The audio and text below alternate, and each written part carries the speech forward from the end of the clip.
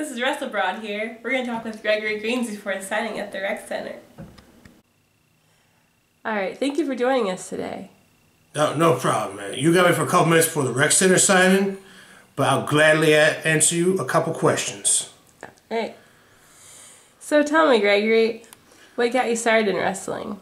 Well, basically, back when I first started, I thought it was real. But I also wanted to fight people. But sometimes in public, I would look at little kids, and I'd give them mean faces to try to scare them. I did that as a hobby. But I figured out that if you was a bad guy in wrestling, you could get paid for being mean to other people. But then I discovered it was fake, but it was still fun. And I eventually did come around to enjoying it for the art of it. But at first, it was so I could make mean faces at little kids in the crowd.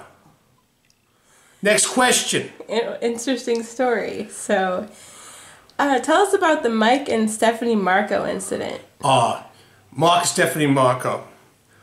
Theirs was a very complicated marriage. We was touring back. This is back in the 80s. Mm-hmm. We had one VCR. And we'd share amongst all the boys. And we'd be away from wives and girlfriends for months, sometime a year at a time. You wouldn't see them. Wow. But here's the thing. Stephanie Marco got it in her head that Mike Marco would like to see a dirty video of her with another lady. Now, Mike Marco was a very religious man. He saw this video and he wigged out. He didn't like it. But here's the thing. Here's the thing about Mike Marco. Even though that video led to his marriage crumbling, he let us keep it. Because he knew that we was lonely on the road. And it was depressing. We passed around that tape and we'd watch it. I am not going to overstate it. That tape saved lives. Let's just move on. All right. I'm sorry to bring that up, but it's okay. It's okay. Next question. Was the poop smile done on purpose? There's a lot of speculation. The poop smile. Here's the thing. I don't think that was done on purpose. Now, so people who might not know. Now, this is a more lighthearted one. I like this one. But although it did lead to an end of a career, though. Okay, Big Man Bicky. He was like a sumo type guy, and he'd do like what you call like you see Rikishi in the WWE. He does the stinky face. Well, this guy was fucking doing it back in the 80s. Okay. Well, anyway, he would do a Pope's wedgie. And he would sit in the guy's face in the corner. Now, there's this guy, Jim Jackson, I think his name was. Anyway, real pretty boy, getting over the crowd really good.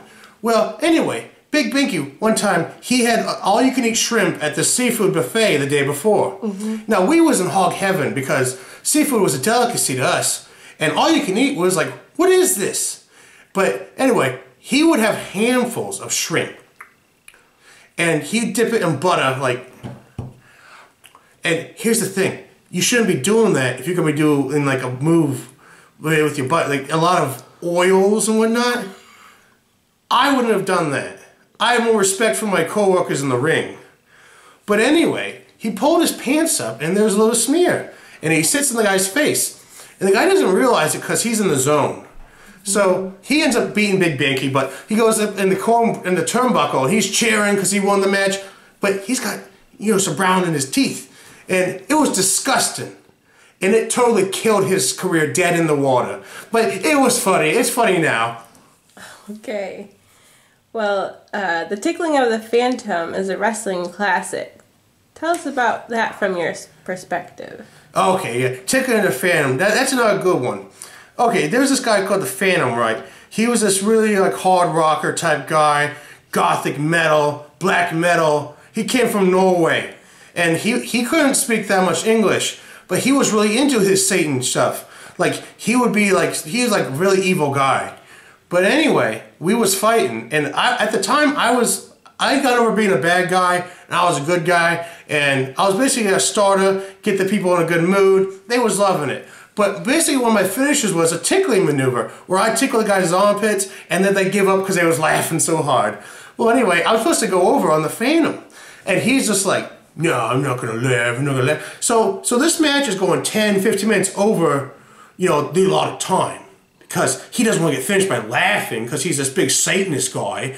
And I'm like, dude, this is my push. I'm making everyone laugh. But anyway, so what I decided was I'm going to tickle this guy for real. This ain't a work anymore. This is going to be a work. I'm going to make this guy laugh in the ring.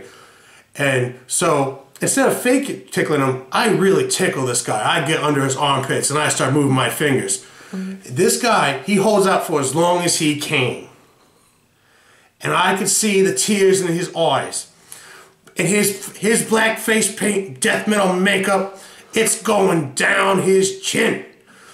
Anyway, he starts laughing and he laughs, he gives up. Right. So I was like, all right, job well done.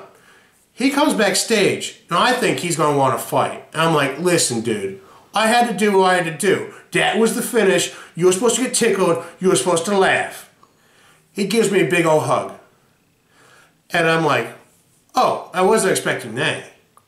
And he goes, I've been on the road for a long time. And it just felt so freeing to let go. It just felt like I could just let go of all the weight and the stress. He said, thank you for tickling me. And I tell you this much, he found Jesus later that year. I think it was all for my tickling. Well, those are lots of interesting stories, but I just want to thank you for your time.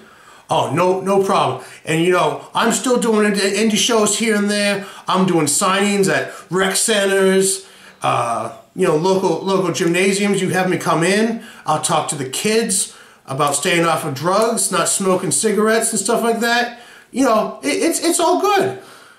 Well, thank you for having me.